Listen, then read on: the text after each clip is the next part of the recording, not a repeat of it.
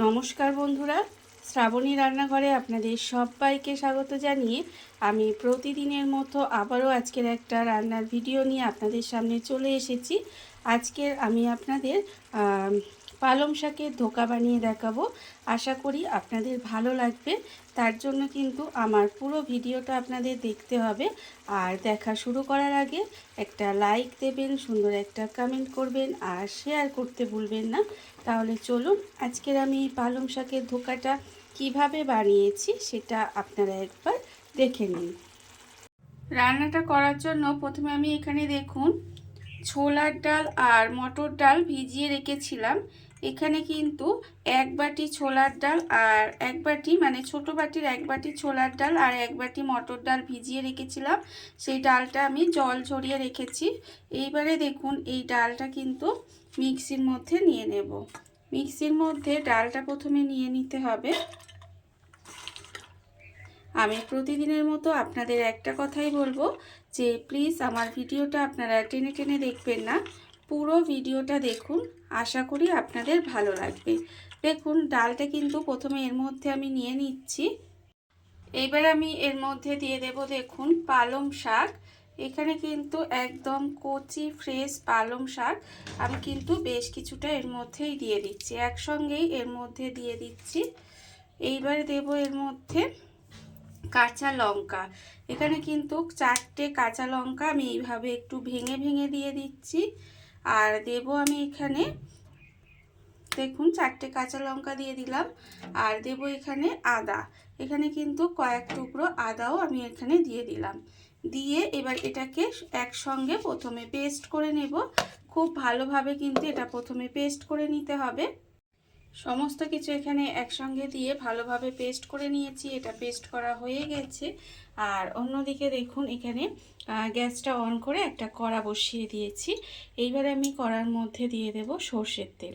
এখানে কিন্তু প্রথমে অল্প সামান্য একটু সর্ষের তেল দিয়ে দিলাম। দিয়ে তেলটাকে প্রথমে একটু গরম হতে দেব। তেল কিন্তু প্রথমে খুব ভালোভাবে গরম করে নিতে হবে। আর আমার চ্যানেলের নতুন বন্ধু পুরনো বন্ধু সবাইকেই বলছি আমার তরফ থেকে অনেক অনেক ভালোবাসা। নতুন বন্ধুদের বলবো যদি আমার চ্যানেলটা সাবস্ক্রাইব করেন তাহলে পাশে থাকা বেল বাটনটা অবশ্যই প্রেস করে দেবেন, যাতে আমি যখনই কোনো নিত্য নতুন ভিডিও আপলোড করব সবার প্রথমে আপনাদের কাছে নোটিফিকেশান চলে যাবে এবং আপনারা আপনাদের সময় মতো সেটা দেখে নিতে পারবেন। আর পুরনো বন্ধুদের বলবো এইভাবে আমার পাশে থাকার জন্য, আমাকে এগিয়ে যেতে সাহায্য করার জন্য আপনাদের অসংখ্য অসংখ্য ধন্যবাদ। দেখুন আমি কিন্তু তেলটা এখানে কথা বলতে বলতে গরম হয়ে গেছে, গরম করে নিয়েছি। এইবার এখানে অল্প সামান্য একটু হিং ফোড়ন দিলাম। হিংটা ফোড়ন দিয়ে হিংটা জাস্ট একটু সময় ভেজে নেব। তবে খুব বেশি সময় কিন্তু ভেজে পুড়িয়ে ফেললে খেতে ভালো লাগবে না। এটা আমার ভাজা হয়ে গেছে। এইবারে আমি যেটা এখানে ডালটা আর আদা কাঁচা লঙ্কা আর এখানে পালং শাক একসঙ্গে বেটে রেখেছিলাম, সেই বাটাটা কিন্তু আমি এখানে দিয়ে দিলাম। দেখুন বাটাটা আমি এখানে দিয়ে দিয়েছি। দিয়ে এবার এটাকে মিশিয়ে নেব। এটাকে কিন্তু খুব ভালোভাবে মিশিয়ে নিতে হবে। আর তার জন্য তার আগে এর মধ্যে দিয়ে দেব আন্দাজ মতো নুন আর দেব এখানে অল্প সামান্য একটু চিনি। দিয়ে এবার এটাকে একটু নেড়ে নেড়ে রান্না করে নিতে হবে। দেখুন এইভাবে কিন্তু এটাকে একটু সময় নেড়ে নেড়ে এটাকে রান্না করে নেব। কড়ার মধ্যে দিয়ে দেখুন আমি কিন্তু একটু নেড়ে ছেড়ে এটা রান্না করে নিয়েছি। আর যখন দেখবেন এটা কড়াটা ছেড়ে দেবে, উঠে আসবে, তখন কিন্তু এটা আমি একটা থালার মধ্যে ঢেলে নেব। নিয়ে একটু খুন্তি দিয়ে সমান করে নেব। থালার মধ্যে ঢেলে আমি কিন্তু এটাকে খুন্তি দিয়ে আর হাত দিয়ে সমান করে নিয়েছি। এবারে এটা ছুরি দিয়ে কেটে নেব পিস পিস করে। এইভাবে কিন্তু ছুরি দিয়ে এটাকে পিস পিস করে কেটে নিতে হবে। আর থালায় ঢালার আগে কিন্তু অবশ্যই একটু তেল মাখিয়ে নেবেন, তাহলে কিন্তু এটা সহজে সুন্দর করে উঠে যাবে। দেখুন এইভাবেই কিন্তু আমি এটাকে পিস করে চৌকো করে কেটে নেব। খেতে কিন্তু ভীষণই সুন্দর হয়। যে কোনো নিরামিষ দিনে আপনারা কিন্তু এইভাবে বানিয়ে নিতে পারেন। দেখুন এইবারে কিন্তু এটাকে এইভাবে কেটে নেব।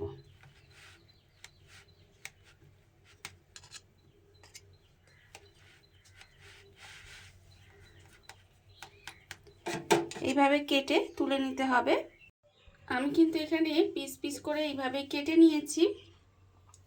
আর অন্যদিকে দেখুন আবারও কিন্তু একটা ফ্রাই প্যান বসিয়ে দিয়েছি। এইবার এর মধ্যে দিয়ে দেব সর্ষের তেল। আমি কিন্তু এখানে সর্ষের তেলেই রান্নাটা করব। আপনারা চাইলে অন্য তেলে মানে সাদা তেলে করতে পারেন, তবে আমার মনে হয় এটা সর্ষের তেলে পুরো রান্নাটা করলেই খেতে বেশি ভালো লাগে। তবে এই ফ্রাই করার সময় আপনারা সাদা তেলেই করতে পারেন। আর এটা কিন্তু পালং শাকের এই যে ধোকাটা খেতে ভীষণই সুন্দর হয়। যে কোনো নিরামিষ দিনে বা এমনি দিনে আপনারা কিন্তু বানিয়ে দেখতে পারেন। এবারে দেখুন তেলটা প্রথমে একটু গরম হতে দিতে হবে। তেল আমার এখানে ভালো করে গরম হয়ে গেছে। এইবারে আমি এই একটা একটা করে তেলের মধ্যে দিয়ে দেব। দিয়ে এগুলো কিন্তু উল্টিয়ে পাল্টিয়ে লাল লাল করে ভেজে নিতে হবে। এগুলো কিন্তু প্রথমে ভালো করে একটু ভেজে নেব। গ্যাসটাকে একেবারে লোতে দিয়ে দেব। লোতে দিয়ে এগুলো কিন্তু একটু সময় নিয়ে ভেজে নিতে হবে। দেখুন এইভাবে একটা একটা করে দিয়ে এগুলোকে প্রথমে ভেজে নিতে হবে। ধোকাগুলো আমার ভাজা হয়ে গেছে। ধোকাগুলো কিন্তু উল্টিয়ে পাল্টিয়ে একটু লাল করে ভেজে নিয়েছি। এইবার এইগুলোকে আস্তে আস্তে তুলে নিতে হবে। এগুলো কিন্তু আস্তে আস্তে এইভাবে তুলে নেব, তুলে আলাদা করে রেখে দেব। ধোকা ভাজার তেলেই আমি রান্নাটা করব। তার জন্য প্রথমে দিয়ে দেব দেখুন একটা তেজপাতা, আর দেব আমি এখানে গোটা গরম মশলা। গোটা গরম মশলার মধ্যে আছে ছোট এলাচ, লবঙ্গ আর অল্প সামান্য একটু দারচিনি। এইবারে এই মশলাটা প্রথমে একটু ভেজে নেব। মশলাটা যখন একটু ভাজা ভাজা হয়ে যাবে তখন আমি এর মধ্যে দিয়ে দেব হিং। অল্প একদম সামান্য একটু হিং দিলাম। দিয়ে হিংটাও কিন্তু ভেজে নেব। তবে খুব বেশি ভাজবেন না, পুড়ে গেলে কিন্তু খেতে ভালো লাগবে না।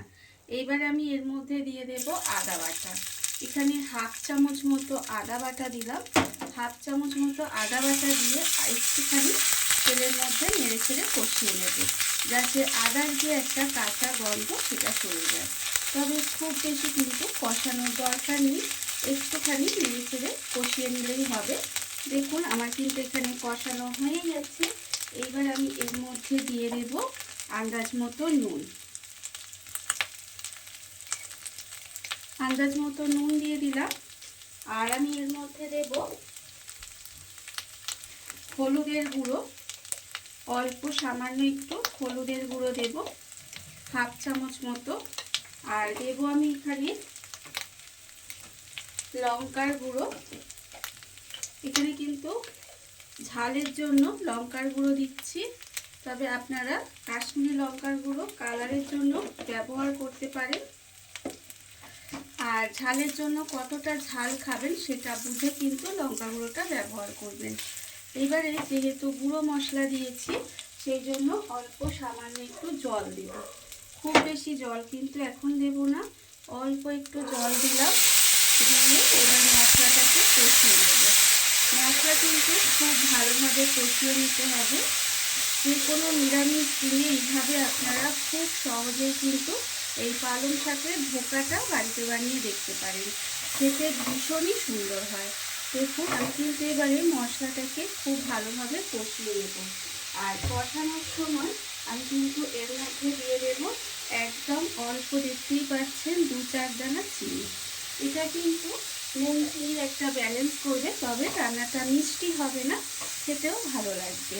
এইবারে মশলা কিন্তু একটু সময় কষিয়ে নিতে হবে, মানে তেল ছাড়া পর্যন্ত এটাকে ভালোভাবে কষিয়ে নেব। মশলা আমার কষানো হয়ে গেছে। মশলা থেকে দেখুন তেলটাও ছেড়ে দিয়েছে।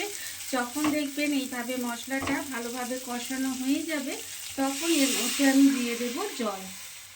তবে খুব বেশি জল দেব না, জলটা দিয়ে একটু সময় এটা ফুটতে দেব।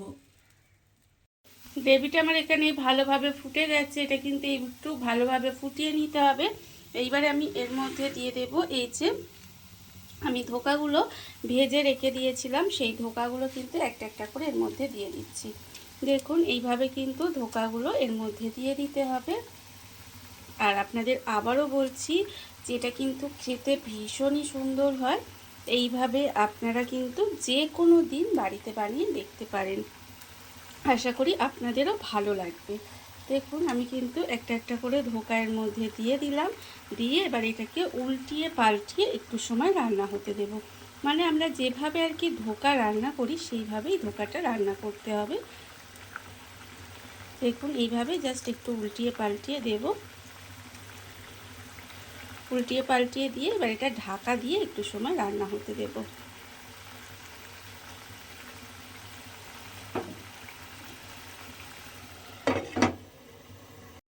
ঢাকা দিয়ে আমি এটা এইভাবে বেশ কিছুক্ষণ রান্না হতে দিয়েছিলাম।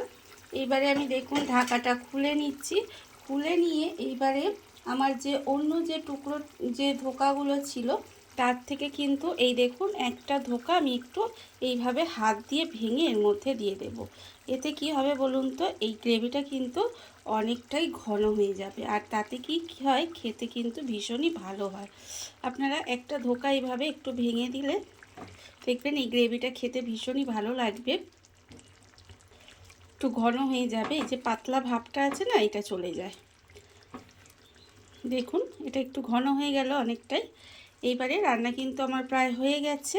এইবারে নামানোর আগে আমি এর মধ্যে দিয়ে দেব অল্প সামান্য একটু গরম মশলার গুঁড়ো দিলাম, আর দেব আমি এখানে ঘি। এখানে কিন্তু অল্প একটু ঘি দিয়ে দিলাম। এই ঘি আর গরম মশলাটা দিলে কি হবে, এর স্বাদটা কিন্তু আরও বেড়ে যায়। দেখুন রান্না আমার একেবারে রেডি হয়ে গেছে। এইবারে আমি গ্যাসটা অফ করে দেব, দিয়ে কিছুক্ষণ ঢাকা দিয়ে রেখে দেব। এটা দেখতে পাচ্ছেন একটু পাতলা পাতলা মনে হলেও এটা কিন্তু ঠান্ডা হলে অনেকটাই ঘন হয়ে যাবে, এতটা পাতলা থাকবে না। তাই আমি এটা এইরকমই ঘনত্বে রেখে দেব। রান্না আমার রেডি হয়ে গেছে, এবার গ্যাসটা অফ করে দেব আর কিছুক্ষণ ঢাকা দিয়ে রেখে দেব। তারপরে আপনাদের পরিবেশন করে দেখাবো ঠিক কেমন হলো।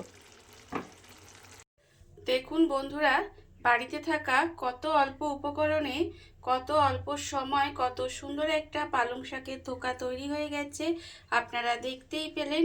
আর এটা কিন্তু খেতে ভীষণই সুন্দর হয়। এইভাবে আপনারাও একদিন হলেও বাড়িতে বানিয়ে দেখতে পারেন। আর এই ভিডিওটা যদি আপনাদের ভালো লেগে থাকে আপনারা আমার চ্যানেলটা সাবস্ক্রাইব করে এইভাবে আমার পাশে থেকে যেতে পারেন। তাহলে চলুন আজকের ভিডিওটা এই পর্যন্তই। নমস্কার।